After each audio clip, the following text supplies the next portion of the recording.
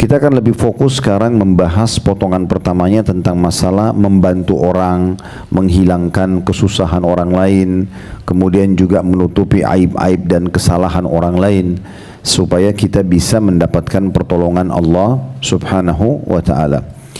Ibu perlu garis bawahi dari potongan hadis ini yang kita ingin titik beratkan nanti adalah wallahu fi aunil abdi ma kana al abdu fi auni akhi. Allah pasti akan memenuhi dan menolong seorang hamba selama dia juga sibuk menolong saudaranya. Kata kuncinya, kalau kita ingin semua permasalahan kita selesai, kita nggak bisa hidup sendiri. Kita ini manusia makhluk sosial yang memang harus berinteraksi dengan orang.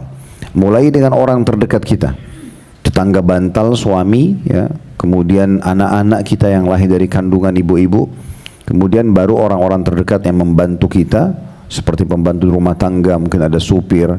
Lalu mungkin kalau orang tua ada di rumah, tentu kita dahulukan orang tua setelah pasangan hidup dan anak-anak. Tapi kalau orang tua di luar rumah, maka baru kita berhubungan dengan orang yang di luar rumah kita. Dahulukan mereka semua. Kalau punya permasalahan, pecahkan permasalahan mereka, apakah dengan ide, apakah dengan materi, apakah dengan doa. Pokoknya kita masuk ke alam mereka, dan itu dipastikan dengan menolong mereka kita akan mendapatkan solusi dari permasalahan kita. Mungkin tidak harus untuk sekarang. Mungkin sekarang ibu mengatakan, tapi saya lagi tidak ada masalah Ustaz. Sekarang, belum tentu besok, belum tentu lusa. Siapa di antara kita yang luput dari permasalahan dalam hidupnya? Tak mungkin. Satu waktu mungkin kita sakit. Kalau hari ini ibu sibuk menjenguk orang yang sakit, satu waktu ibu sakit, ibu juga akan dijenguk. Satu hari ini atau hari ini ibu sibuk memberikan makan orang, berbagi makan, kita pun juga akan diberikan makan satu waktu, ya gitu. Dan seterusnya, kita memberi pakaian kepada orang, kita juga akan diberikan pakaian. Kita mungkin mengantar jenazah hari ini, kita juga akan diantar jenazahnya, dan seterusnya. Semua itu sudah menjadi sunnatullah, sistem yang Allah buat yang tidak akan luput dari seseorang. Bahkan terkadang ada hal-hal yang kita ingin sekali Allah penuhi hajat kita. Misalnya kita lagi ingin sesuatu lah, ingin mungkin materi, ingin keturunan, ingin kebahagiaan, ingin apa saja. Sebenarnya pada saat kita minta, Allah Subhanahu wa ta'ala menguji kita. Ujiannya adalah Allah datangkan dari hamba-hambanya yang punya kebutuhan dipenuhi enggak. Contoh, kita pengen sekali melunasi utang kita pengen sekali pergi haji dan umroh, kita lagi butuh modal untuk usaha, kita lagi butuh ini dan itu misalnya. Dalam kondisi kita lagi rutin dan gencar-gencarnya berdoa kepada Allah minta jalan keluar, di saat itu ada satu orang kerabat yang tiba-tiba minta bantuan. Kita tahu sebenarnya permasalahan ini, ya, kita butuh, tetapi datang ujian tersebut. Ada kerabat, ada teman, ada orang kita tidak kenal tiba-tiba menawarkan untuk minta dibantu. Kalau kita berpikir dengan kacamata iman, kita harus tahu dari hadis ini, membantu dia akan menggolkan hajat kita yang di sana. Tapi banyak orang yang tidak faham, malah dia membahasakan, orang ini kok tidak tahu diri ya, tidak tahu kalau saya lagi butuh. Misal, dia malah menyalah-nyalahkan dan menghardik orang yang sebenarnya didatangkan oleh Allah untuk menjadi solusi dari permasalahan dia. Setiap ada kasus di depan mata kita, kasus apapun itu, ketahuilah Allah yang mendatangkan kasus tersebut agar kita bisa mengambil pelajaran. Kalau orang itu menyebutkan sesuatu, mungkin terima kasih atas bantuan yang kita bantu, sebenarnya terima kasih itu datang dari Allah Subhanahu wa ta'ala. Allah gerakkan orang ini mengucapkannya. Mungkin kalau sedang ada gangguan yang datang, Allah sedang memberikan peringatan kepada kita melalui orang tersebut. Makanya para sahabat-sahabat Nabi yang disiksa di Mekah oleh orang-orang Quraisy, dalam kondisi mereka disiksa, mereka berdarah, mereka segala macam. Lalu jawaban mereka kepada orang-orang kafir Quraisy pada saat tiba di malam hari, mereka berhenti menyiksa sambil mengatakan, kami berhenti menyiksa kalian bukan karena kasihan ya, tapi karena kami sudah capek aja, jenuh, besok kami akan siksa kalian lagi. Jawaban orang-orang beriman apa? Sesungguhnya Allah lah yang telah menggerakkan kalian untuk menguji iman kami, maka kami akan terus bersabar. Begitu pandangan mereka kalau menggunakan kacamata iman. Jadi kita dianjurkan memang dalam Islam mendahulukan keimanan daripada akal, fikiran, hati nurani. Keimanan itu akan mengubah segala sesuatunya, berubah 180 derajat daripada apa yang biasa kita fikirkan kalau kita jauh dari agama tentunya. Ya, jadi seperti itu cara memahaminya. Saya akan baca dulu penjelasan yang ditulis oleh penulis di sini. Ada sampai di halaman 76 ya. Baru kemudian insya Allah kita akan coba masuk ke penjelasan lebih dalam tentang apa yang kita ingin bahas ini. Di situ di halaman 74, Imam Nawawi rahimahullah, salah satu ulama Syafi'i yang masyhur, beliau berkata, hadis ini merupakan hadis yang agung. Memang betul-betul agung ya, karena membantu orang dikasih jalan keluar juga. Bukan cuma di dunia, di akhirat. Kita bantu di dunia, dia kita dapat di akhirat. Karena kata Nabi SAW tadi, siapa yang menolong seseorang dari kesulitan dunianya, Allah akan tolong dia dari kesulitan dunia dan akhiratnya. Hadis ini merupakan hadis yang agung karena di dalamnya terkumpul ilmu pengetahuan, kaidah-kaidah kehidupan dan juga adab-adab.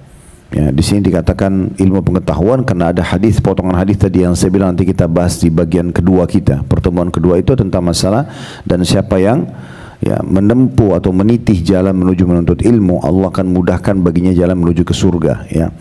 Sementara yang dimaksud dengan adab-adab adalah adab masuk pada bermuamalah sama manusia tadi dan bermuamalah dengan Allah terutama melalui kitabullah dengan sering mempelajari Al-Quran.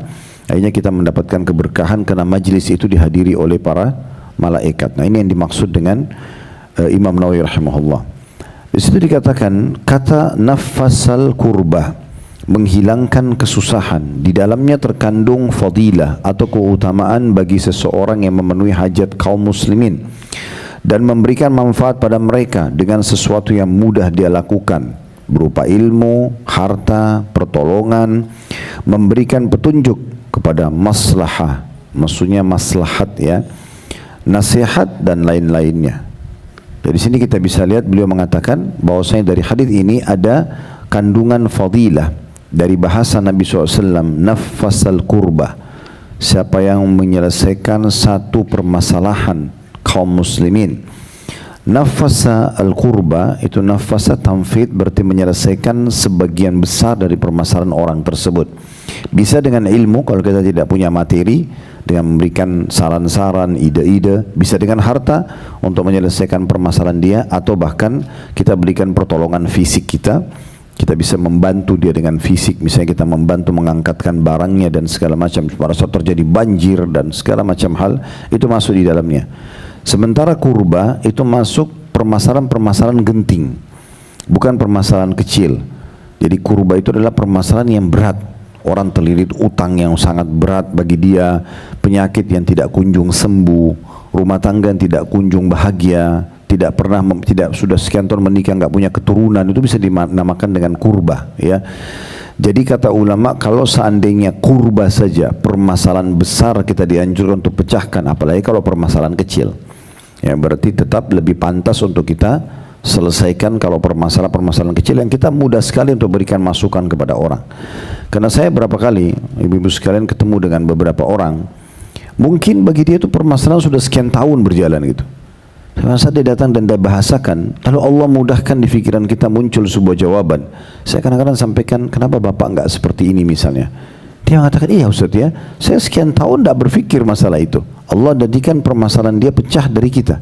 Allah gerakkan dia datang bicara sama kita, dan akhirnya kita bisa memberikan jalan keluar. Dan permasalahan orang selesai yang sekian tahun dia tidak bisa selesaikan. Nanti akan lebih jelas, kita jelaskan di syarah penjelasan ya. Saya masih baru baca apa yang ditulis oleh penulis dulu sekarang. Nanti akan lebih jelas pada saat kita tambahkan penjelasan setelah membaca dulu yang ditulis oleh penulis di sini. Kemudian yang kedua, di paragraf yang kedua maksudnya dalam penjelasannya dikatakan, adapun keutamaan meniti jalan untuk mencari ilmu, ini yang saya bilang butuh pertemuan sendiri ya. Karena Ibnu Qayyim rahimahullah menulis lebih dari 100 keutamaan menuntut ilmu. Itu butuh pertemuan khusus untuk menjelaskan, untuk membahas gitu ya. Itu panjang lebar. Di sini beliau simpulkan saja, mengatakan adapun keutamaan meniti jalan untuk mencari ilmu, yakni melazimkan diri untuk sibuk dalam ilmu syar'i dengan syarat agar tujuannya adalah mencari wajah Allah subhanahu wa ta'ala, maksudnya ikhlas karena Allah. Meskipun niat yang tulus karena Allah itu adalah syarat utama dalam setiap ibadah, tetapi para ulama mensyaratkan hal ini bagi para pencari ilmu karena banyak manusia menganggap remeh masalah ini, terutama mereka yang baru belajar, maksudnya tidak menganggap penting. Nanti kita akan jelaskan panjang lebar. Yang kita harapkan pertemuan khusus satu lengkap itu untuk membahas tentang keutamaan menuntut ilmu, dan diharapkan tentu kita bisa menyinggung mayoritas daripada 100 poin yang ditulis oleh Ibnu Qayyim rahimahullah tentang keutamaan ilmu, apa saja yang didapatkan keutamaannya. Kemudian beliau mengatakan juga di potongan ketiga hadis ini yang saya bilang juga butuh pertemuan khusus ya. Sabda Rasulullah SAW, wa majtama'a qaumun fi baitin min buyutillah, dan tidaklah satu kaum berkumpul di salah satu rumah-rumah Allah, titik-titik, maksudnya masih berlanjut hadisnya, untuk mendapatkan keutamaan ini bisa juga di selain masjid, seperti berkumpul di sekolah dan ribat, serta selainnya insyaAllah. Ribat itu maksudnya mengikat diri di perbatasan antara muslimin dengan orang-orang kafir dalam peperangan, atau ibu-ibu duduk menunggu antara solat dengan solat setelahnya, diistilahkan juga ribat. Ini pernah kita jelaskan di bab sebelumnya ya, di bab jihad. Kemudian dikatakan dan takyid atau pembatasan pada rumah Allah dalam hadis tersebut telah melebar keluar dari garis yang besar, apalagi bila kembali ke zaman dahulu. Dan makna hadis wa man batta'a bihi 'amaluhu lam yusri' bihi nasabu, dan barang siapa yang lambat amal ibadahnya, tunda-tunda, selalu setiap hari tunda solat duhanya, solat malamnya, zikir pagi petangnya, baca Qur'annya, majlis ilmunya, nanti aja deh kalau ada waktu, nanti aja kalau saya lagi mood, misal ya. Kemudian sampai tiba ajalnya, maka nasabnya, jalur keturunan yang dikenal di tengah-tengah manusia, mungkin karena jalur keturunan raja, orang terhormat dan segala macam, atau pejabat, ya, itu tidak bisa mempercepat untuk bisa menyusul pahala orang-orang yang telah beramal sebelumnya. Kata beliau, maknanya di halaman 76-nya ya, barang siapa yang kurang amalnya, suka menunda-nundanya, dia tidak memperoleh kedudukan orang-orang yang beramal. Seperti misalnya tadi orang yang sholat subuh tepat waktu misalnya, begitu azan dia sholat. Beda pahalanya dengan orang yang sholat setengah jam selepas selesai subuh. Beda dengan orang yang sholat setelah terbit matahari. Dan misal kalau ibu, wah saya nyesal, harusnya tadi saya sholat on time ya, tapi nggak bisa lagi diperbaikin. Sudah kan tetap dicatat sampai hari kiamat, ibu fulana di hari ini, hari Senin tanggal sekian dia telat sholat subuh misalnya, dan tidak bisa perbaikin. Dan kita tidak bisa mengejar orang yang sholat on time tadi. Permasalahannya di situ ya. Kalau ibadah ibu sia-siakan sekali saja, ibu nggak bisa perbaikin. Yang bisa ke depannya aja, besok kita baru sholat subuh lagi, kita on time. Tapi sholat yang kemarin kita nggak bisa kalahin orang yang sudah terlanjur sholat on time misalnya gitu ya. Seperti itulah. Nah, dalam ibadah seperti itu nanti yang membedakan derajat kita di surga. Orang yang cerdas adalah orang yang memaksimalkan kesempatan ibadahnya tanpa menyia-nyiakannya, karena tidak bisa diulangi. Beda dengan dosa ya. Kalau orang berbuat dosa 10 tahun dia buat dosa misalnya pun, misal contoh saja, tahun ke-11 di hari pertama dia taubat nasuha, bersih dosanya. Dosa masih bisa dibersihkan, amal soleh nggak bisa diperbaikin. Ya, kita bisa selamat dari neraka, tapi belum tentu kita bisa jangkau derajat tertinggi di surga karena kita suka lalai dalam ibadah. Nah ini penting sekali. Oleh karena itu jangan pernah menganggap remeh sebuah ibadah sekecil apapun. Makanya kata Nabi SAW dalam sebuah hadis, la tahkiranna minal ma'rufi syai'a. Jangan pernah pelit-pelit dan perhitungan dengan satu amal walaupun kecil, jangan anggap remeh. Cuma senyum. Bahkan Nabi SAW mengatakan, walaupun engkau bertemu dengan saudara muslim dalam kondisi tersenyum, kalau kita lagi nggak bisa buat apa-apa lagi, ya, cuma senyum saja, bisa salam saja, gitu kan. Maka ada seorang salafus saleh, ini pernah kita bahas di bab sedekah yang lalu. Itu kalau keluar dari rumahnya, bu sekalian, ya, dia karena tidak tahu mau sedekah apa, tidak ada apa-apa di rumah, dia lihat ada bawang mentah di bawah bawang mentah di kantongnya. Sampai orang-orang tetangganya tanya, kenapa kok bawa bawang mentah? Dia bilang, saya ingin sedekah. Pada hari ini cuma ini yang saya bisa sedekah. Dan subhanallah ada saja orang yang terima sedekahnya. Ya, saking tidak maunya ada waktu dalam hidupnya yang luput tanpa berisi amal saleh. Abdullah bin Umar radhiyallahu anhu kalau selesai duha kayak waktu kita sekarang mungkin sudah habis duhur gitu ya, ada waktu lowong, maka beliau hanya keluar dari rumahnya karena semua amal saleh sudah dikerjakan, sudah baca Quran, sudah zikir pagi petang, sudah sholat on time, dia sudah melakukan amal-amal saleh. Sekarang dia mau tambah amal apa lagi? Dia nggak mau tinggal diam, maka dia keluar dari rumahnya menuju ke ujung jalan. Kemudian dia kembali lagi hanya untuk mengucapin salam kepada orang-orang. Karena assalamualaikum 10 pahala, warahmatullah 10, wabarakatuh 10, 30 pahala. Kalau dia salam dengan 10 orang, ini 300 pahala. Begitu mereka terus menyibukkan dirinya dengan amal-amal saleh, karena peluangnya nggak bisa terulang. Saya pernah ceramah sekali di salah satu masjid, itu dua kali di dua masjid yang berbeda. Waktu itu tiba-tiba terpikir, karena habis sholat 5 waktu saya sempat diminta isi kultum. Lalu saya cuma sempat menyinggung dan ternyata itu menyentuh bagi bapak-bapak pada saat itu. Saya bilang, Pak, ini saf awal di sholat ini, di masjid ini. Ini hanya besar keutamaannya di waktu setelah iqamah diiqamahkan. Kata Nabi SAW, kalau seandainya manusia mengetahui apa yang tersembunyi, Allah siapkan pahala di azan dan saf pertama, mereka akan mendatangi keduanya walaupun merangkak. Dalam riwayat lain, kalau mereka tidak bisa dapatkan kecuali mereka harus bersaing, mengundi, ya, maka mereka akan lakukan. Saf pertama itu kapan ada keutamaannya? Kalau iqamah sholat. Begitu iqamah sholat, dia masuk saf pertama, penuh saf pertama, sudah selesai. Berarti sudah ditutup. Peluangnya hanya mereka yang ada di saf pertama. Dan hanya di waktu itu. Begitu selesai salam, misalnya ada orang dari saf pertama keluar, ada orang di saf kedua masuk ke saf pertama, dia nggak dapat keutamanya. Keutamanya cuma di detik-detik itu saja. Kecuali dia kejar nanti saf pertama, nanti di sholat setelahnya lagi, itu lain. Tapi sholat yang tadi sudah malaikat catat dan tidak bisa diubah sampai hari kiamat. Coba pikirkan baik-baik masalah itu, Bapak Ibu sekalian. Karena kita ini yang bisa menentukan derajat kita di surga.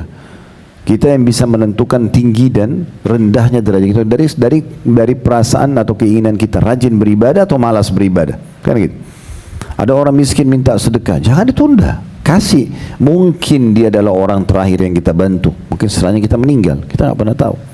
Ada kesempatan lagi lihat Al-Quran, jangan dilewatkan begitu saja. Baca walaupun 1-2 ayat, mungkin itu ibadah terakhir yang kita lakukan, kan gitu.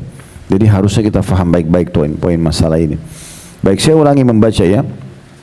Dikatakan di situ di paragraf terakhir kita, makna hadis wa man batta'a bihi amaluhu lam yusri bihi nasabu, dan barang siapa yang lambat amal ibadahnya maka nasabnya tidak akan mempercepat untuk menyusul dalam kurung pahala orang-orang yang sudah beramal. Tidak bisa dia bilang, oh karena saya turunan raja harusnya saya bisa sama pahalanya sama dia. Nggak bisa, karena orang itu sudah lebih dulu berbuat. Walaupun orang itu orang paling miskin di dunia, tapi tetap sudah menyaingi dia. Maknanya barang siapa yang kurang amalnya, dia tidak memperoleh kedudukan orang-orang yang beramal, maka selayaknya dia tidak bersandar pada kemuliaan nasab dan kemuliaan nenek moyang mereka sehingga meremehkan amal perbuatan tersebut. Ya. Ini bahasan atau penjelasan daripada penulis.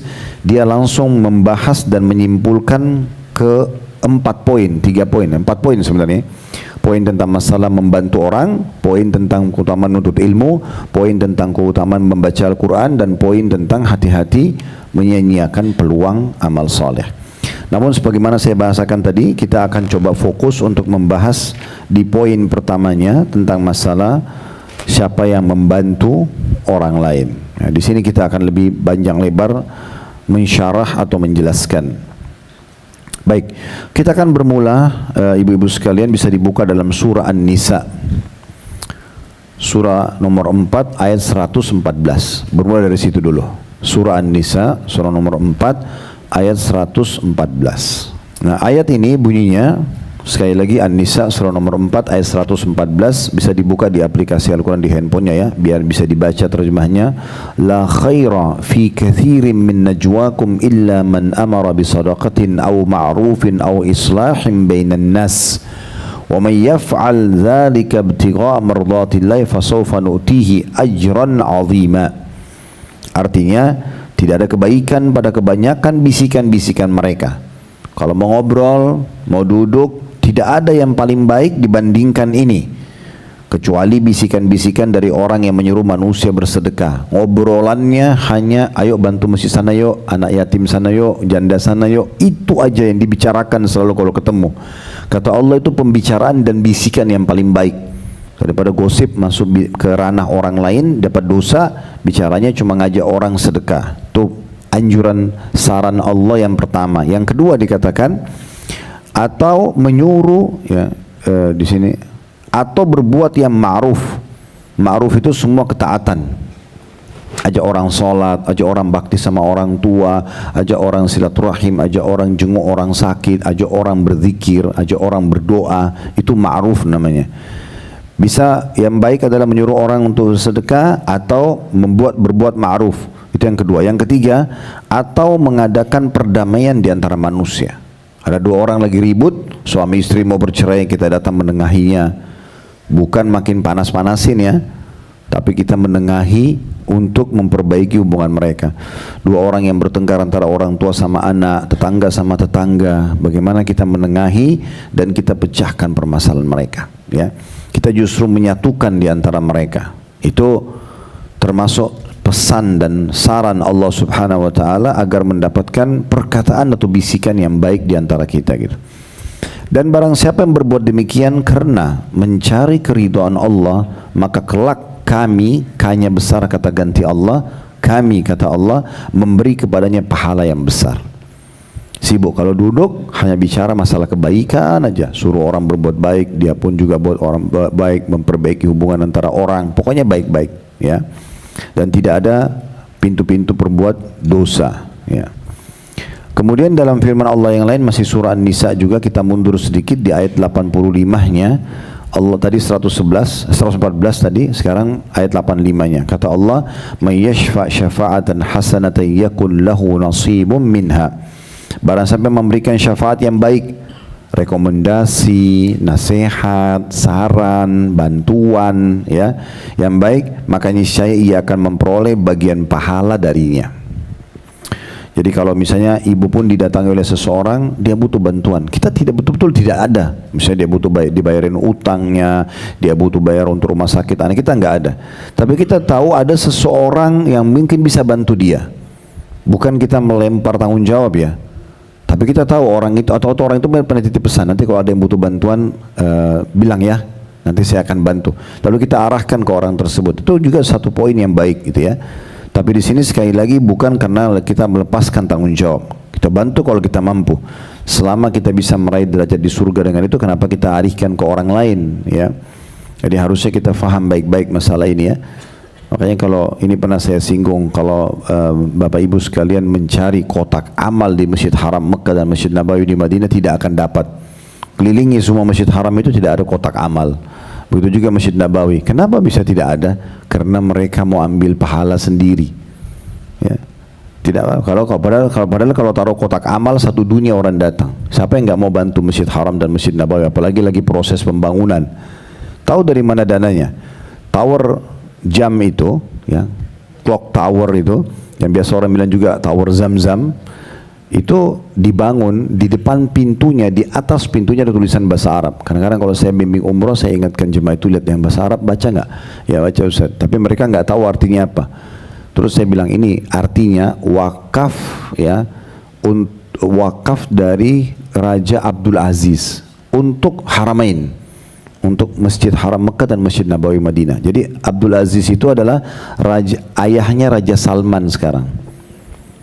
Raja Salman ini punya kakak dulu namanya Abdullah, sudah meninggal. Abdullah punya kakak lagi namanya Fahad. Fahad punya kakak namanya Khalid. Khalid punya kakak namanya Faisal.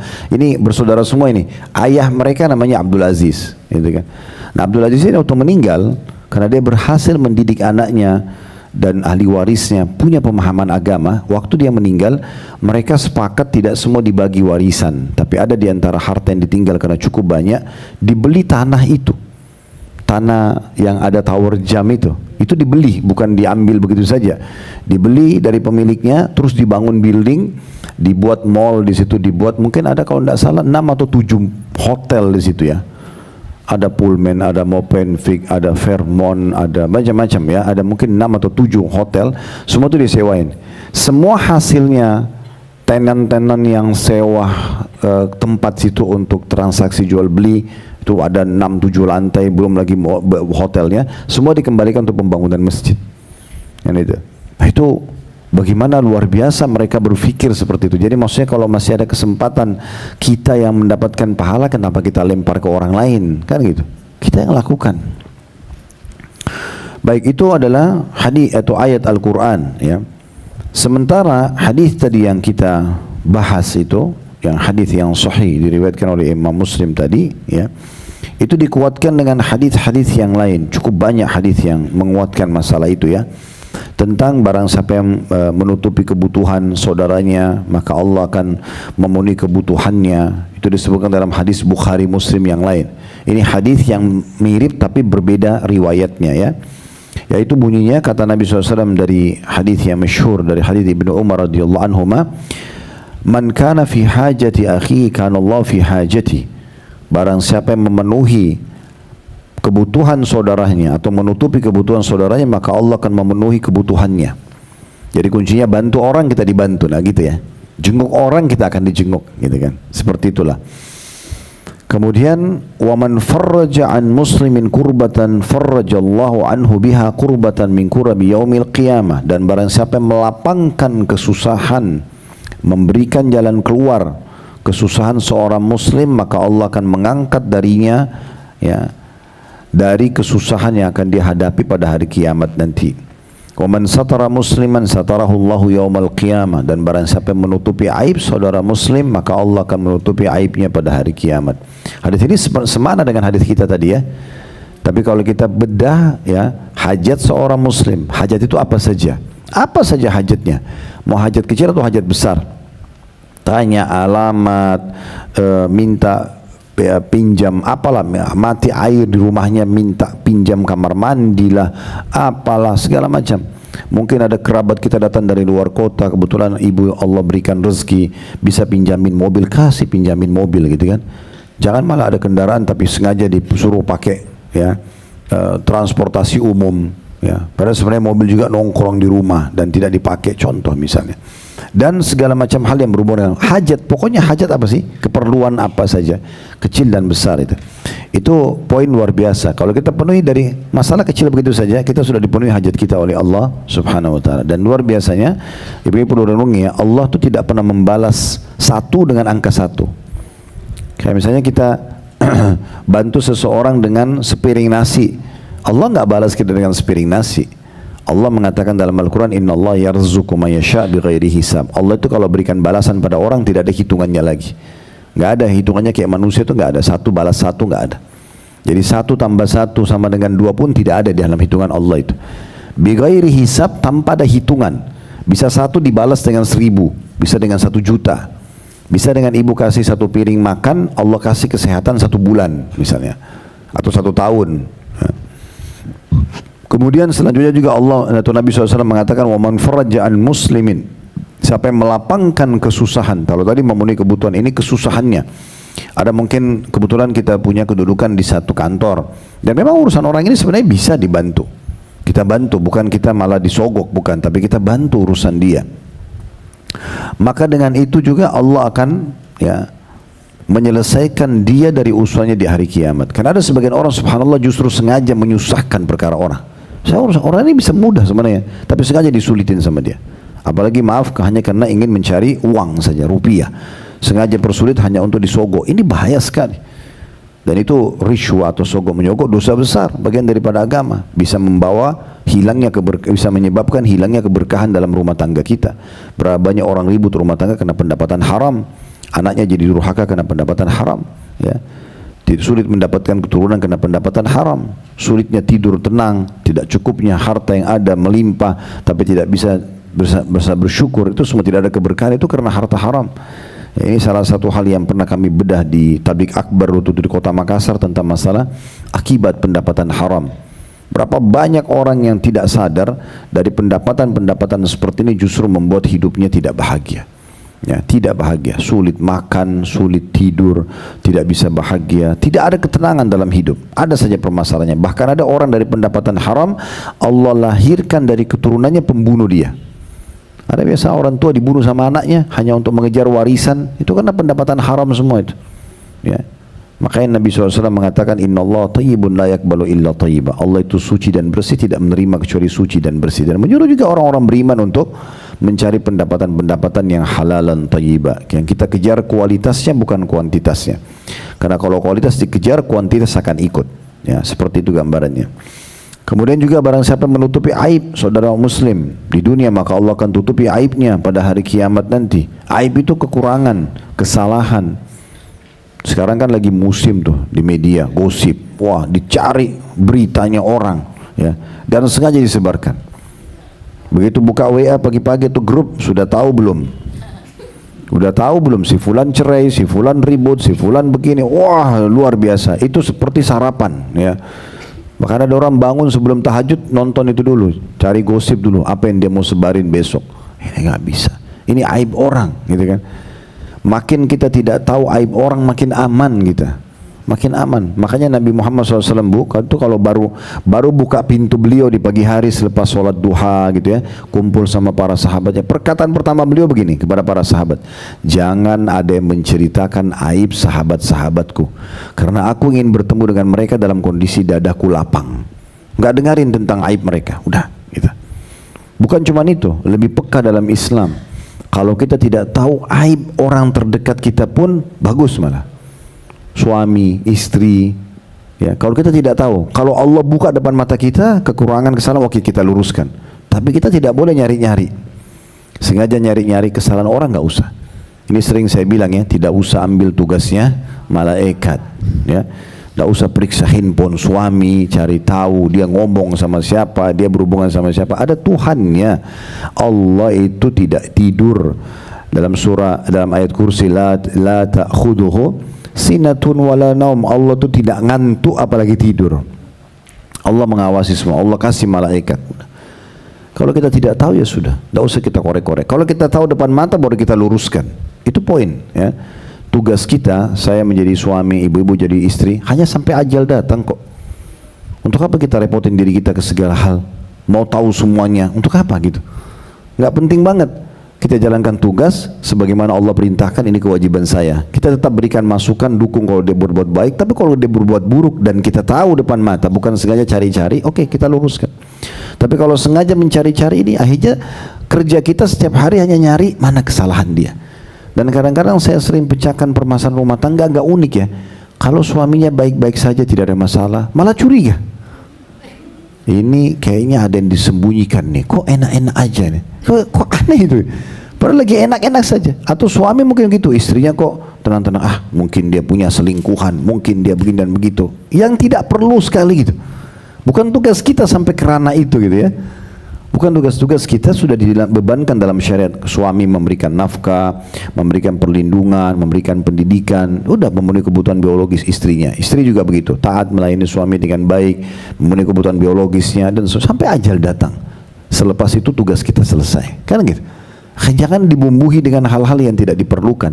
Itu tetangga bantal, apalagi orang di luar rumah gitu kan, yang selalu kita mau sibuk cari tahu. Ibu saya sarankan kalau lagi ada waktu lowong ya, lagi santai di rumah, perbanyak zikrullah, dengerin ilmu, baca Quran. Jangan cari kontak. Ini siapa kira-kira teman yang lagi ada masalah gitu. Lalu bilang, kamu ada masalah apa? Curhat aja. Kenapa cari masalah ini? Sekarang kalau dia ceritain tentang masalah dia sama suaminya, ibu sering terbawa perasaan lagi perempuan ya. Akhirnya ibu masuk, oh memang suamimu itu begini dan begitu. Padahal suaminya mungkin benar. Gimana caranya ibu minta maaf nanti? Kan jadi masalah ini. Sementara semua akan bertemu di hari kiamat nanti. Itu akan diminta pertanggungjawaban, gitu kan? Jadi kita harusnya lebih paham. Kalau depan mata kita ada kemungkaran, kita luruskan. Kalau ada kebaikan, kita dukung. Yang kita tidak tahu nggak usah dikorek-korek. Harusnya begitu ya, idealnya. Kemudian juga dalam hadis yang lain, ya, kita dianjurkan untuk memberikan manfaat kepada saudara kita. Itu dalam hadis riwayat Bukhari Muslim, di mana Nabi SAW bersabda, "Ishfa'u tu'jaru." Berikan pertolongan kepada orang, kalian akan diberikan pahala yang besar selama mampu bantu mereka. Wa yaqdillahu ala lisan Nabi SAW ma syaa. Dan Allah akan penuhi nanti hajat-hajat mereka melalui lisan Nabinya SAW. Kalian tidak bantu, Allah akan bantu nanti dengan caranya. Kemudian juga dalam hadis yang lain diriwayatkan oleh Imam Muslim, kata Nabi SAW, "Man istata'a minkum an yanfa' akhahu an yanfa' akhahu falyaf'al." Siapa yang bisa berikan manfaat buat saudaranya, lakukan. Jangan tidak dilakukan, ya. Karena memberikan manfaat ini sangat besar sekali pahalanya, ya. Termasuk juga kalau kita masukkan kegembiraan dalam hati mereka. Karena dalam sebuah hadis yang lain kata Nabi SAW, termasuk ya amal yang paling dicintai oleh Allah SWT adalah idkhalu sururu fi qalbi muslim, ya, memasukkan rasa kegembiraan di dalam hati seorang muslim. Hibur saja dia, itu sudah amal yang paling Allah cintai. Apalagi kalau bermula dari tetangga bantal kita, dari suami, dari istri, ya, bahagiakan mereka, senangkan mereka. Anak-anak, sebenarnya kita tidak butuh cari kantong-kantong jauh di luar rumah kok. Di sekitar kita tuh banyak sekali sumber-sumber pahala ini, ya. Baru kemudian kita melebar keluar rumah kita gitu. Di dalam hadis yang riwayat Muslim kata Nabi SAW, "Man kana ma'ahu fadlu dhahrin falyu'id bihi ala man la dhahra lahu." Nabi SAW pernah bersabda depan para sahabatnya, siapa yang Allah berikan kelebihan punggung, maksudnya punya tunggangan kuda atau unta. Waktu itu kebetulan Nabi SAW mau mengajak sahabat untuk berperang gitu ya, pergi. Siapa yang punya kelebihan, kasih kepada orang-orang yang tidak punya kelebihan. Kalau kita sekarang mungkin kita punya kendaraan lebih, bisa kita berbagi dengan kendaraan untuk orang lain, manfaatnya untuk pesantren, untuk masjid, ambulan gratis, banyak banget itu yang bisa kita kasih. Maka hendaklah dia membantu, berikan kelebihan orang lain itu kepada orang lain. Wa man kana lahu fadlun min zadin falyu'id bihi ala man la zada lahu. Dan siapa yang punya kelebihan bekal, ada bekal lebih, maka berikan kepada orang yang tidak ada bekalnya, ya, kata Nabi SAW. Qala fa dzakara min asnafil mali ma dzakara hatta ra'ayna annahu la haqqa li ahadin minna min fadl. Lalu perawi hadis ini, ya, tepatnya Abu Sa'id Al-Khudri radhiyallahu anhu, beliau mengatakan sampai-sampai Nabi SAW menyebutkan banyak sekali jenis-jenis benda materi yang pada saat Nabi sebutkan kami sampai mengira tidak ada lagi salah seorang di antara kami lebih utama terhadap miliknya daripada saudaranya muslim yang lain. Semua boleh menikmati, semua boleh saling berbagi, gitu kan. Walaupun atas nama kita kendaraan tersebut, kita justru sibuk, orang lain juga bisa menikmatinya, rumah juga begitu, dan segala macam hal.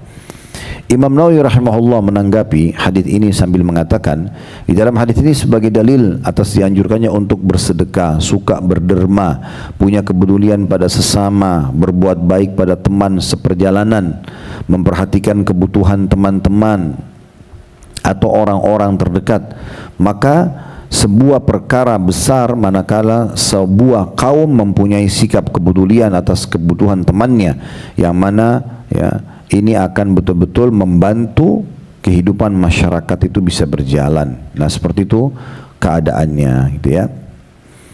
Kemudian juga di dalam hadis yang lain, ini masih hadis yang sahih juga riwayat Bukhari Muslim, di mana Nabi SAW mengatakan, kullu sulama minan nasi alaihi sadaqah, kulla yawmin tatla' fihi syams.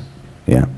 Setiap anggota tubuh manusia wajib disedekahi setiap kali terbit matahari. Qala ta'dilu baina itsnaini sadaqah. Engkau memperbaiki hubungan antara dua orang yang sedang bertikai, lalu kita perbaikin, maka itu sedekah. Wa tu'inu ar-rajulu fi dabbatihi fatahmilahu 'alaiha aw tarfa'u lahu 'alaiha mata'ahu sadaqah. Dan juga engkau menolong seseorang untuk naik di kendaraannya, naik ke mobil, naik ke kuda dan untanya misalnya, atau mengangkat barang bawaannya ke kendaraannya, itu juga dihitung sedekah. Qala wal kalimatu thayyibatu sadaqah, mengucapkan tutur kata yang santun dan sopan juga sedekah.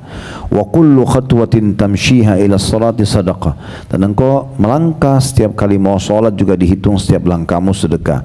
Wa tumital adza anit tariqi sadaqah, dan engkau memindahkan sesuatu yang mengganggu di jalan juga itu dianggap sebuah sedekah, supaya orang lain tidak kena seperti duri dan yang semisalnya lah, ya.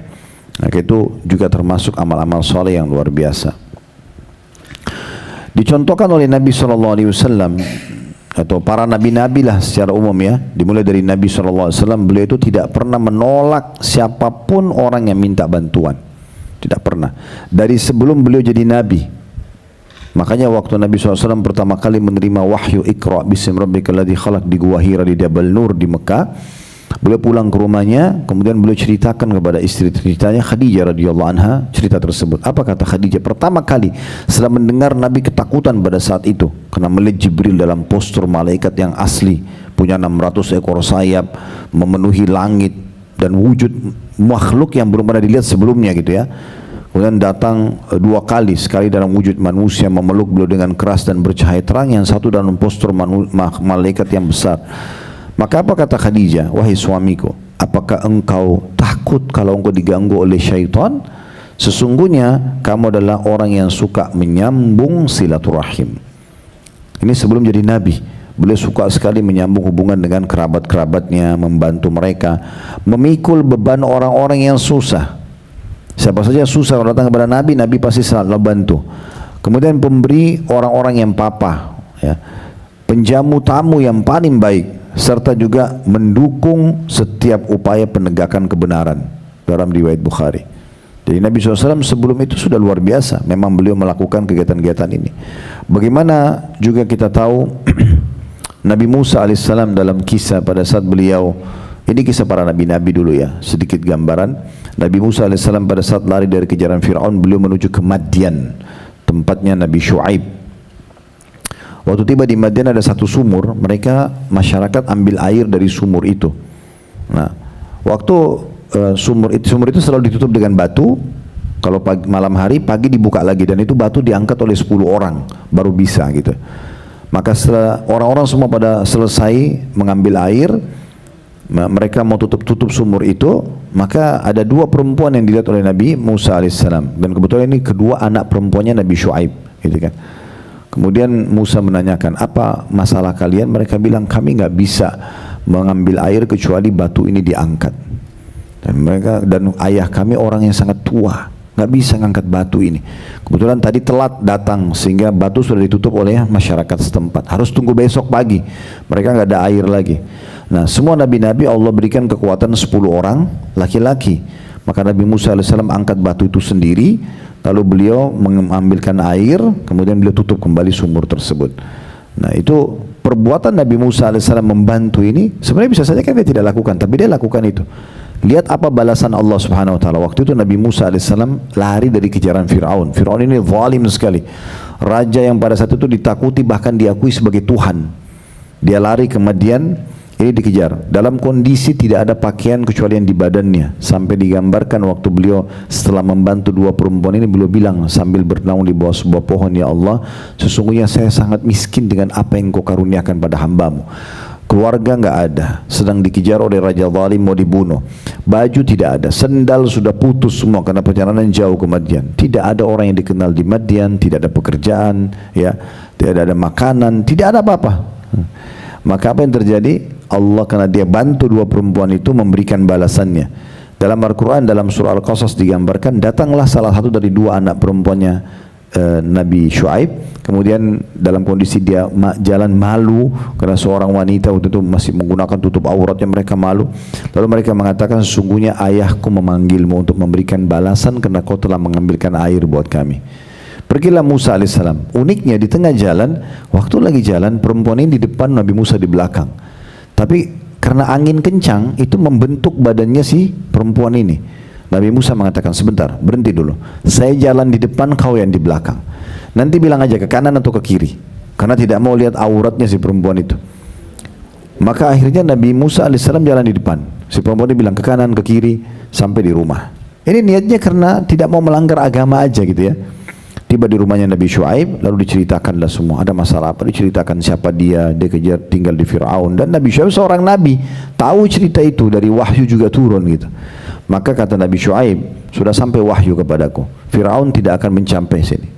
Dia tidak bisa sampai ke sini. Lokasi ini tidak bisa dijangkau sama dia. Allah sudah batasi kekuatan dia, hanya sampai ke sebelah sana. Lalu kemudian anak perempuannya Nabi Syuaib bilang, wahai ayahku, coba sewa orang ini, bayar dia, karena dia punya 2 sifat utama, ya, qawiyun amin, orangnya kuat secara fisik, dia bisa angkat batu sendirian. Jadi biar tengah malam kita butuh air, nggak butuh masyarakat gitu. Dan yang kedua, terpercaya. Terpercaya kenapa? Karena dia tidak mau lihat aurat saya waktu jalan. Nabi Syuaib bilang apa? Dalam Al-Quran digambarkan, langsung Nabi Syuaib tahu orang ini baik, terkumpul 2 sifat. Ini kalau ibu mau cari anak mantu ini seperti itu sifatnya. Kuat secara fisik dan terpercaya, amanah. Begitu dalam Al-Quran. Maka Nabi Syuaib bilang, saya ingin nikahkan kamu dengan salah satu dari 2 anak perempuan saya ini, pilih saja yang mana. Tapi dengan syarat, kamu membantu saya selama 8 musim haji. 8 tahun maksudnya, ya. Kalau kau mau sempurnakan 10 tahun, 10 kali haji, itu terserah kamu. Nabi Musa dalam kondisi memang dia asing di situ, dia juga butuh bantuan, ditawarkan menikah, punya rumah, punya pekerjaan otomatis. Maka beliau mengatakan, baiklah, saya akan siap terima itu. Tapi akad kita 8 kali haji. Kalau saya sempurnakan 10 kali haji, itu dari saya. Kalau saya tidak sempat sempurnakan, tolong jangan saya disalahkan. Sepakatlah lalu menikah, gitu kan. Tapi bermula daripada perbuatan baiknya Nabi Musa kepada ya dua perempuan tersebut. Ini disebutkan dalam Al-Quran itu ya, dalam surah Al-Qasas ya, kisahnya masyhur sekali tentang masalah itu. Begitu juga kalau kita lihat ya bagaimana Nabi SAW itu betul-betul tidak mau menolak siapapun ya, disnukil dalam siapapun yang butuh bantuan, apapun itu sifatnya. Dalam riwayat Imam Ahmad dan ini disahihkan oleh para ulama, bahwasanya Utsman bin Affan radhiyallahu anhu ini memang betul anak mantu Nabi sekaligus sahabat Nabi, tapi mereka jujur berbicara. Mereka mengatakan, Quran Nabi terjemahnya begini, sesungguhnya kami demi Allah telah menemani Rasulullah SAW baik di saat safar ataupun mukim, lagi bepergian atau lagi tinggal tidak bepergian. Maka kami mendapati beliau kebiasaannya dan akhlak karakternya itu suka menjenguk orang sakit, suka mengiring jenazah di antara kami, kemudian ikut berperang bersama kami, dan juga menyamakan di antara kami antara orang kaya sama orang miskin. Dan memang Nabi SAW itu punya akhlak yang luar biasa, bermuamalah yang luar biasa. Ya, jangan sampai ibu-ibu diberikan karunia oleh Allah Subhanahu wa taala, misalnya punya pembantu rumah tangga, dia menjadi pembantu karena kebetulan tidak sebaik ibu nasibnya. Jangan dengan itu dihina, jangan berkata kasar, pandang dia dengan pandangan kacamata iman. Allah, kata Nabi SAW, sungguhnya berbuat baiklah pada pembantu-pembantu kalian, karena Allah membuat mereka memenuhi hajat-hajat kalian. Kalau kalian makan, berilah kalian makan. Kalau kalian berpakaian, berilah juga pakaian kepada mereka. Kita disuruh berbuat baik. Berapa banyak ibu-ibu mukena aja nggak dikasih ke pembantunya, kasih mukena yang bagus, sejadah yang bagus. Kamarnya apa sih salahnya kalau dicat, dibuat bagus? Kalau nggak bisa pasang AC, sudah pakai kipas angin, tapi yang layak orang tinggal. Umumnya kamar pembantu jorok, kotor, kecil, panas. Terus dia berharap pembantu itu juga bisa memenuhi semua kebutuhannya, cuci bajunya, bersihin rumahnya juga bersin. Nah, dia saja dibuat kotor begitu, gimana caranya? Contoh, manusiakanlah manusia-manusia itu berbuat baik sama mereka, gitu kan. Ini orang-orang terdekat yang nanti akan justru membuat Allah muliakan kita dengan berbuat baik pada mereka. Apa kata Nabi SAW tentang pembantu? Jangan seseorang antara kalian dibawakan makanan oleh pembantunya, kecuali, ini pilihannya kata Nabi, dia ajak duduk makan bersama, atau dia memberikan sebagian bagian dari makanan tersebut karena dia telah membuatnya dan mencium aromanya. Banyak pembantu curi makanan di rumah, kenapa? Nggak pernah dikasih, ibu nggak pernah kasih. Hanya mencuri makanan di kulkas segala macam. Saya sampai biasakan di rumah, kalau beli apa-apa, beli buah. Sebelum kita makan pun saya sampai sama anak-anak, saya suruh sendirikan, kasih pembantu ya, dahulukan mereka. Biarkan, sebelum kita sentuh dengan tangan kita, bukan bekas-bekas dikasih. Hanya orang merasa dimuliakan, gitu kan? Orang dimuliakan, orang merasa betah, orang segala macam gitu. Ya, itu contohnya. Di kalangan sahabat juga banyak sekali contoh-contohnya. Ada Abu Bakar radhiyallahu anhu, di mana beliau suka sekali membantu orang. Ya, dan ada kurang lebih disebutkan dalam riwayat 7 orang budak di Mekah yang beliau bebaskan, semuanya menjadi orang-orang saleh, dan Abu Bakar panen pahalanya. Bermula daripada Bilal. Bilal ini dulu budaknya Umayyah bin Khalaf, disiksa, dicambuk karena masuk Islam, sampai ditaruh batu panas di dadanya. Karena Umayyah sudah tidak tahu harus bagaimana memurtadkan Bilal dari agama Nabi Muhammad SAW, maka dia dalam kondisi sudah letih. Abu Bakar datang lalu mengatakan, kau mau jual berapa budak ini? Dia sombong menyebutkan satu angka yang sangat besar. Dia pikir tidak mungkin Abu Bakar mau beli. Ternyata Abu Bakar bayar, minta dalam dinar gitu ya. Kurang lebih disebutkan dalam riwayat, Abu Bakar membebaskan 7 budak ini dengan 40.000 dinar. Besar banget itu ya, dinar emas itu. Mungkin miliaran kalau kita sekarang, bulan miliar. Dikeluarkan uang itu, dibayar sama dia. Apa yang terjadi pada saat Bilal bebas? Bilal menjadi sahabat Nabi, seorang mujahid, muadzinnya Nabi. Pernah kita singgung masalah muadzin itu ya di bab-bab kita yang lalu. Itu muadzin, bu, semua orang yang sholat, muadzin panen pahalanya. Imamnya panen pahala makmum, makmum panen pahala masing-masing, tapi muadzin panen pahala mereka semua, karena dia yang panggil hayya 'alas shalah, hayya 'alal falah. Semenjak Bilal diangkat masuk Islam dan Nabi angkat jadi muadzin, itu semua Nabi sholat, para sahabat sholat, Bilal yang panen pahalanya Bilal karena dia azan, yang panen pahala Bilal Abu Bakar. Nah, dia yang bebasin. Itu membantu orang luar biasa. Kita tidak pernah tahu orang yang kita bantu sekarang bayarin utangnya, mungkin satu waktu dia menjadi orang kaya raya, kita tidak pernah tahu. Mungkin orang anak yatim yang kita bantu ini satu waktu jadi presiden, kita tidak tahu. Satu waktu jadi seorang ulama besar, penulis buku, kita tidak pernah tahu. Kenapa kita nggak bantu mereka? Kan gitu, kesempatan masukkan di pesantren, sekolahkan segala macam, itu luar biasa. Begitu juga beliau bebaskan Amir bin Fahira, Zambara, kemudian An-Nahdiyah, dan anak perempuannya ada seorang wanita, salihah banget sama anak perempuannya, itu budak juga dibebasin oleh Abu Bakar. Kemudian Jariyah bin Muammil dan Ummu Ablis, ya. Ada juga sebagian menukil mengatakan Abu Bakar juga membebaskan, ya, Suhaib Ar-Rumi dan beberapa sahabat-sahabat Nabi yang lain yang beliau bebaskan dari keterbudakannya, gitu ya. Begitu juga dengan Umar bin Khattab, bagaimana beliau tidak pernah tidur malam hari kecuali beliau sudah keliling kota Madinah mencari siapa kira-kira yang butuh bantuan, baru dibantu oleh beliau, gitu kan. Dia sudah yakin di Madinah tidak lagi yang butuh, baru beliau tidur, gitu kan. Itu luar biasa, saking cari selalu bantuan orang. Dan Talha bin Ubaidillah radhiyallahu anhu pernah melihat Abu Umar membawa makanan gandum di punggungnya untuk membantu dan memasakkan seorang janda yang sudah 3 hari nggak makan sama anaknya. Dan di saat itu Umar kebetulan 3 hari sakit, tidak sempat keluar. Dalam 3 hari itu sudah ada orang yang menderita kelaparan. Berapa banyak orang pemimpin di masa sekarang tidak peduli masyarakatnya makan atau tidak. Ini luar biasa tanggung jawabnya hari kiamat ini, ya. Itu besar sekali. Begitu juga Utsman bin Affan pernah membeli sumur dengan harga 35.000 dirham, ya, kemudian diwakafkan untuk muslimin, dan sampai hari ini sumur itu masih ada di Madinah. Saya kalau umroh saya selalu bawa jemaah saya, umumnya ya, kalau pas ada kesempatan, umumnya, bukan semuanya maaf, tapi sebagian besar, karena kadang-kadang juga yang kami tidak sempat. Di kota Madinah umumnya kita ini travel dari Indonesia ini tinggal di bagian belakang masjid, ya. Jarang kita itu ada yang tinggal di bagian arah kiblat, ya. Umumnya kita orang Indonesia ini di bagian belakang. Nah, bagian belakang itu building yang paling belakang sebelah kanan sekali. Kalau kita menghadap kiblat itu tertulis wakaf Utsman bin Affan. Sebagian ahli sejarah di Madinah mengatakan itu dulu adalah bekas tanahnya dia sendiri. Satu-satunya orang di Madinah, di Saudi, bukan Saudi, di seluruh dunia yang sudah mati masih ada rekeningnya dan tiap bulan bertambah di rekening itu uangnya, itu cuma Utsman bin Affan. Karena beliau pernah beli satu sumur, dibebasin di masa Nabi SAW waktu mau perang Tabuk, lalu beliau wakafkan, semua umat Islam boleh pakai sumur itu, ambil airnya, orang kaya, orang miskin semua boleh. Dan itu dibeli dari seorang Yahudi yang sangat pelit pada saat itu. Maka Nabi SAW mengatakan, siapa yang beli sumur Rumat, sumur itu dia akan masuk surga. Utsman nggak pakai nawar, langsung datang, berapa kamu mau jual, ini uangnya, ambil. Karena mau beli surga, gitu ya. Sumur itu sampai hari ini masih ada, airnya masih bisa dipakai, masih bersih. Saya pernah lewatin tuh perkebunan, terus perkebunan Utsman bin Affan.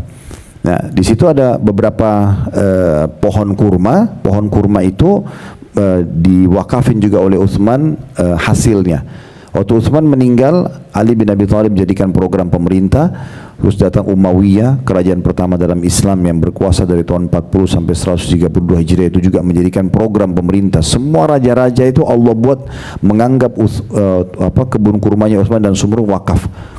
Kemudian datang Abbasiyah dari 132 sampai 656, datang Utsmaniyah 670 atau 80 Hijriah, sampai sekarang kerajaan Saudi datang masih dijadikan sebagai, ya, wakaf. Sebagian wakaf, sebagian dijadikan sebagai income-nya Utsman bin Affan di rekeningnya, gitu. Jadi keberkahan yang Allah kasih luar biasa karena ingin membantu orang, memberikan manfaat.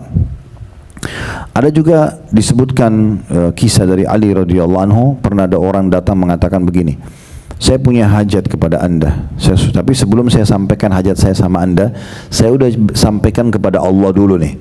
Kalau anda membantu saya, maka saya akan memuji Allah, saya juga akan berterima kasih pada anda. Tapi kalau anda tidak bantu saya tetap memuji Allah dan saya tetap akan mencarikan untuk anda uzur. Ini orang miskin yang luar biasa punya adab. Kalau anda tidak bantu saya pun, dia bilang, saya tetap akan mencarikan udur, alasan yang tepat buat anda. Kata Ali radhiyallahu anhu, saya tidak suka melihat di wajah seorang muslim wajah pengemis. Jangan kamu sampaikan, tulis hajatmu di tanah. Ditulis sama dia, saya butuh bantuan pakaian. Maka Ali waktu lihat, mengambil baju terbaik lalu dikasih kepada orang tersebut. Orang itu gembira sekali, dikasih baju tadi. Lalu kata Ali, saya masih punya uang. Lalu dikasih uang sekian banyak dinar emas waktu itu. Lalu dia mengatakan, wahai Amirul Mukminin, anda memberikan saya baju dan uang? Kata Ali, iya. Maka orang itu pun bersyukur kepada Allah dan memuji Ali radhiyallahu anhu. Dan sekian banyak tentunya, ya. Kisah-kisah yang luar biasa yang memang bisa memberikan kepada kita solusi jalan keluar. Terlebih lagi apa yang ibu bantukan kepada orang itu dianggap ya itu solusi yang terbaik dari semua permasalahan. Ada sebuah hadis riwayat Tirmidzi, saya sering mengiang-iangkan hadis ini dalam diri saya sendiri, Bu, yang artinya kurang lebih tolonglah dan mudahkanlah semua urusan kalian dengan bersedekah. Semua urusan bisa mudah dengan sedekah. Ada salah satu jemaah kami di salah satu kota di Indonesia. Dia bilang, Ustaz, setelah saya baca dan saya tahu tentang sedekah, termasuk dari ceramah-ceramah kami, dia bilang saya tidak mendapatkan sebuah nikmat kecuali saya sedekah, dan kalau saya sedang ada masalah, saya makin gencarkan sedekah saya dan pasti selesai urusan. Jadi makin besar masalahnya, makin banyak sedekahnya. Makin banyak bantu orang, maka makin termudahkan urusannya. Ya, begitu. Bahkan kata Nabi SAW untuk orang yang sakit, dawu mardakum bis sadaqah, obati orang-orang yang sakit di antara kalian dengan sedekah. Sedekah dulu baru dokter, gitu. Itu Nabi SAW bilang, apa itu sedekah? Bantu orang maksudnya. Bantu orang, penyakitmu akan sembuh. Nah seperti itu. Dinukil banyak sekali kisah ya. Ada seseorang datang kepada Ibnu Abbas radhiyallahu anhu, datang kepada Hasan Basri lalu dia mengatakan begini, saya sakit ya, sudah lama nih, nggak sembuh-sembuh, sudah 7 tahun ada bisul di lututnya. Kata Hasan Basri, coba cari tempat satu kota, satu desa yang dimana situ umat Islam butuh bantuan. Lalu kamu penuhi kebutuhan mereka. Dia cari satu desa ada, terus dia temukan di sana mereka butuh sumur. Dikali sumur itu sama dia. Setelah itu berapa hari kemudian kering penyakitnya gitu. Dan ini cukup banyak kisah yang dinukil seperti ini, mirip-mirip ya. Bagaimana memang mereka itu dengan sedekah membantu orang justru selesai permasalahannya. Banyak sekali. Ada juga di antara mereka yang punya penyakit tidak sembuh-sembuh, lalu dikatakan berikanlah minum kepada orang lain oleh seorang ulama. Lalu dia taruh di depan rumahnya kendi air, setiap hari dia isi. Kalau kita mungkin sekarang dispenser ya, bisa dispenser sedekahin buat ke masjid, ke pesantren gitu ya. Di yayasan kami sampai buat sudah ada program sedekah dispenser untuk masjid. Jadi biar orang kalau lagi Ramadan buka puasa bisa minum air situ. Bukan untuk pengurus ya, untuk jemaah masjid. Sampai kemarin tuh kami sempat beli dispenser yang tidak pakai galon lagi, yang pakai langsung filter, dan dari itu memang sedikit mahal harganya tapi bisa nampung, bisa menghasilkan 20 atau 30 galon per hari, bisa 2000 orang minum ya, sudah dengan air sehat. Itu sangat luar biasa. Tapi orang ini waktu masa itu belum ada dispenser, dia pakai kendi air, ditaruh sama dia air yang dingin. Karena air kendi itu kan mendinginkan, ditaruh air yang sudah dingin dari sumber matahari yang bersih, ditaruh situ, lalu siapa saja lewat boleh minum. Dengan itu Allah sembuhkan penyakitnya. Padahal itu mudah sekali ya, bukan sesuatu yang sulit gitu. Dan sekian banyak hal-hal yang luar biasa. Sahabat Nabi Ibnu Abbas mengatakan radhiyallahu anhuma, ada 3 golongan yang aku tidak sanggup membalas kebaikan mereka. Menurut Ibnu Abbas ada 3 golongan yang tidak sanggup dia membalasnya. Dia mengatakan yang pertama adalah orang yang memulai salam kepadaku. Berarti menandakan orang itu tidak sombong, karena dia mulai salam. Itu susah sekali saya balas kebaikannya, karena dia mau merendah dirinya dan mau mengucapkan salam terlebih dahulu. Kemudian yang kedua, seseorang yang mempersilakan aku duduk dalam satu majlis, padahal sebenarnya dia butuh tempat duduk itu. Dan yang ketiga, seseorang yang kakinya terkena debu karena berjalan ingin memberi salam kepadaku. Ya, adapun kelompok yang keempat, ya, maka Allah Subhanahu wa taala mencukupkan diriku sebagai serta membalasnya, ya. Maka ada yang bertanya, jadi tadinya dia bilang 3, tetapi dia bilang 3 ini ya saya tidak bisa balas, tapi ada golongan keempat lebih saya tidak bisa balas. Golongan keempat ini yang saya ingin selalu membalas mereka dan saya justru berterima kasih kalau mereka lakukan. Maka ada yang bertanya, apa? Yang keempat itu apa? Dia mengatakan, bila ada seseorang tertimpa musibah atau ujian, kemudian dia berpikir semalam suntuk, kira-kira siapa yang bisa bantu saya ya? Lalu Allah ilhamkan di pikiran dia untuk datang kepada saya. Kemudian dia pun datang dan minta bantuan sama saya dan saya memenuhinya. Maka ini orang yang paling saya butuhkan. Maksudnya apa? Saya berharap, kata Ibnu Abbas, orang-orang datang dan minta bantuan sama saya, justru itu membuat saya sangat senang. Justru membuat saya sangat senang. Jadi bagaimana mereka mencintai justru orang-orang yang datang minta bantuan sama mereka. Kalau masih ingat pernah saya bacakan buku tentang keajaiban sedekah. Para salafus saleh punya persepsi berbeda dengan kita, ibu sekalian ya. Mereka sampai mengatakan Ya, di antaranya Syu'bi rahimahullah mengatakan, siapa yang menganggap atau siapa yang tidak menganggap bahwasanya kebutuhan dia terhadap sedekah lebih penting daripada orang yang menerima sedekah, maka dia seperti telah menghantamkan amal sedekahnya ke wajahnya sendiri. Maksudnya, kalau ada orang bersedekah tapi dia anggap orang yang minta itu yang butuh, itu berarti percuma saja, kata beliau. Yang harus dilakukan apa? Kita harus faham, kita lebih butuh dengan sedekah itu daripada orang miskin yang minta. Sehingga kita selalu mencari mana orang yang butuh nih, kita yang bantu dia. Ya, karena di bab sedekah itu yang paling tinggi pahalanya adalah orang yang sengaja mencari peluang sedekah itu. Bukan ibu tunggu ada yang minta. Kalau ibu tinggal di satu komplek yang mewah, dijaga sama security, keluar langsung masuk tol, kapan ketemu orang miskinnya gitu kan? Tapi kalau kita sengaja keluar ingin mencari, kita cari informasi di media mana yayasan sosial, kita sengaja jadi donatur tetapnya setiap bulan, rumah anak yatim, janda yang tidak mampu, pesantren yang butuh bantuan, masjid yang butuh renovasi dan segala macam, kita yang sengaja mencari, maka itu puncak daripada sedekah itu sendiri. Nah, ini juga poin yang perlu kita garis bawahi ya. Cuma memang harus hati-hati, pernah juga kita jelaskan kalau Bapak Ibu lagi bantu orang, hati-hati dari riya ya. Dan juga dari penyakit man. Riya itu pamer. Mesti itu lihat nggak? Itu saya yang bangun. Dan itu saya yang buat. Nah, gitu-gitu itu riya. Untuk apa? Mau kejar pujian orang? Nggak ada gunanya. Kan gitu. Sama yang kedua man. Man itu nyebut-nyebut kebaikan tapi menyakiti perasaan orang. Kamu kan sudah lama saya bantu. Masa kok berapa kali saya bantu nggak mau sadar-sadar, nggak mau, dan seterusnya lah. Ya, intinya teman-teman sekalian, kita kalau bersedekah pada orang, kita tidak usah lihat siapa yang menerima, tetapi bagaimana peluang sedekah yang Allah kasih kesempatan kepada kita, itu yang kita lihat, bukan malah sebaliknya. Itu penting sekali ya. Nah, ini berhubungan dengan masalah membantu orang, memenuhi hajat-hajat mereka. Tinggal poin siapa yang menutupi aib saudara. Nah, ini kita tutup dengan ini. Menutup aib ini juga penting sekali ya. Jadi kalau kita, aib itu berarti kesalahan dan kekurangan ya. Kalau kita tahu kekurangan dan kesalahan dari orang lain, bukan tugas kita justru menjadikan itu sebagai senjata untuk menyerang dia atau untuk menyebarluaskan. Ada kekurangan orang lain, datang ngobrol sama dia. Apa saja. Maaf, mungkin ibu duduk sama seorang teman badannya bau misalnya. Itu kan kekurangan ya. Bukan kita bilang, oh jangan dekati orang itu badannya busuk, badannya bau misalnya. Itu kan kita kayak sebarin.